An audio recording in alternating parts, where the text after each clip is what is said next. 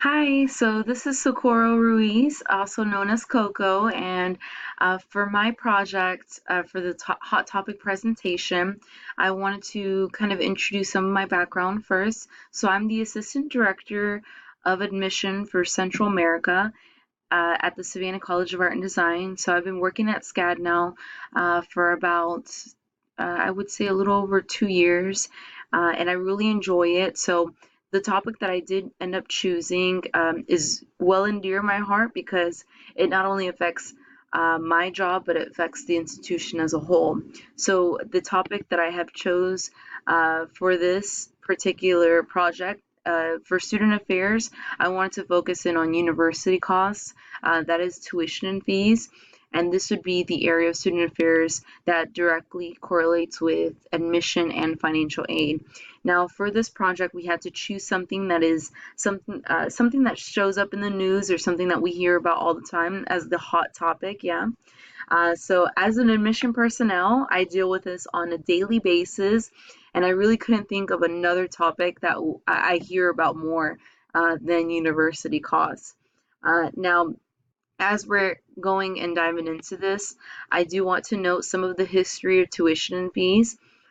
Just going back to the very basics of student loans, the first student loans were actually offered to Harvard students back in 1840. So there was a select few select students that were able to experience student loans for the first time, and that were those were actually the Harvard students. No other students other than them at that point. So there was a point in time where the government was wanting to make college more affordable to students. And that's where you start to see the Land Grant College Acts of 1842. As well, you'll see the GI Bill leading into 1944. I believe this was somewhere around World War II as well, where the government is strategically planning um, or facilitating funding for these students that maybe couldn't afford it. This would make it a little more affordable to them. But then leading into 1956, you'll see that the National Association of Student Financial Aid Administrators does come about. So this is now a group that helps students with financial aid, and that is, again, a conversation that's very necessary when it comes to the college process. And then we'll start to see in 1976, a lot of the Pell Grants were issued at this point. So most students, if not all, were able to qualify for the federal program, Pell Grant. Now, this is where we start to see a huge shift when it comes to university costs. And that is, I really worded it this way, but out of hand student loan debt does come about from around 1986 to around now. So this is something that we here in America have been battling for quite some time now. So why is this something I'm interested in? Now, I did use this picture here as an example.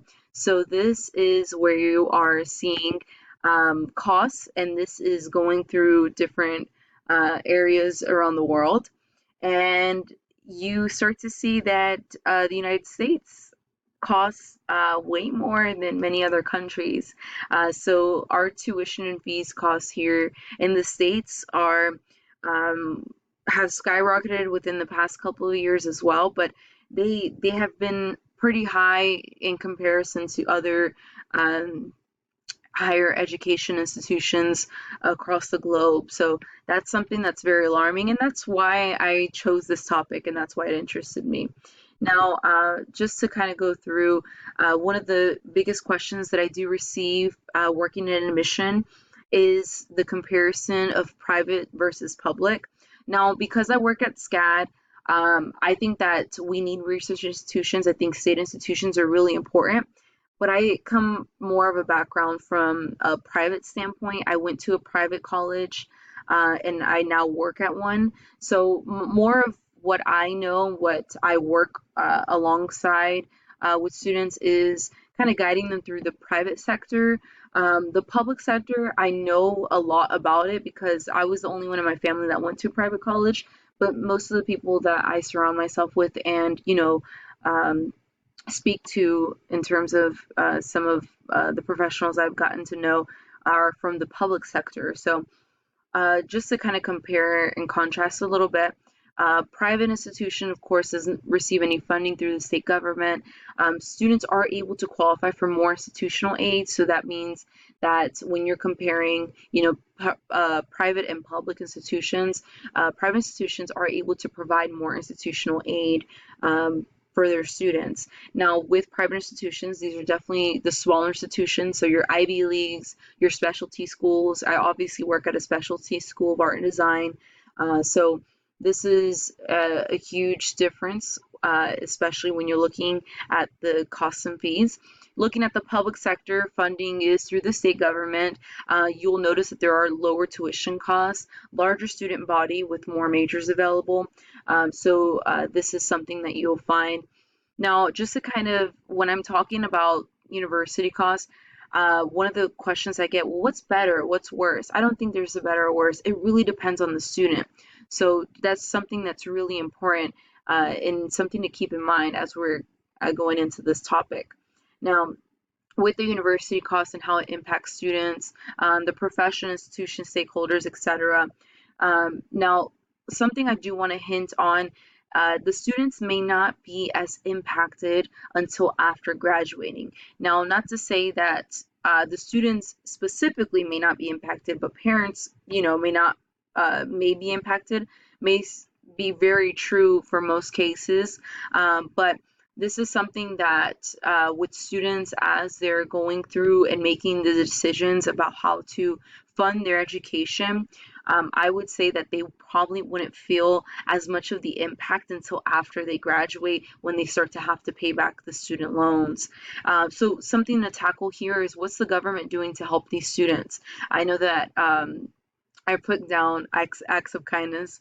So Bernie Sanders right now, obviously, we're going into the next election, and he said that he would eliminate some of, or if not all, student loan debt from students. Now, the reason I point that out is because this is something that's constantly not only going through in the news, but it's being tackled by politicians all the time.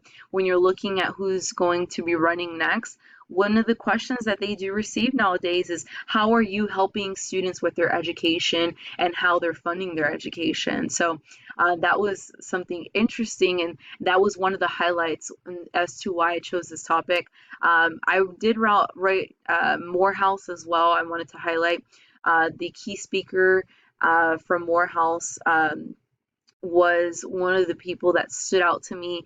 This is when I started to kind of process how how this is actually impacting our society, because the speaker actually was offering, and if not only offering, but was going to pay off all of the graduating classes student loans. So I thought that was amazing. I thought that was something that's very interesting, because nowadays that's something that students have to tackle, and covering student loan debt is something that's being very beneficial nowadays, of course. Now, some of the main points: tuition and fees are a reflection of the necessity of the school's funds to maintain the university to a particular standard. So the tuition and fees are covering, anything from the infrastructure to what kind of programs they can have available. Costs affect students as they go through their schooling, career, and beyond. Of course, as I mentioned, this is funding their education, and after they graduate, they will have to pay student loans at some point if they did end up taking student loans. Apart from tuition, funding could also come from outside sources, and that's something I wanted to highlight. Not all the time do we see that it's only going to be students' tuition that's covering costs at the university. It could also be alum, sponsors, anything coming from university engagement as well. And then just to kind of wrap up, I do want to kind of wrap up with how student affairs leaders should or can respond to this issue. And that's just being strategic with budgets and ensure that spending is helping the students in the long run. Something that I do encourage, or something I talk to students about, is perhaps providing career connections as they're at school, as they will have to end up, paying off their debt, and maybe having certain connections that will allow students to advance in their careers a little sooner. That way they can pay off that debt sooner as well. So that's what I chose for my topic. University cost is an issue that we are tackling on a daily basis. I think every university has this type of conversation.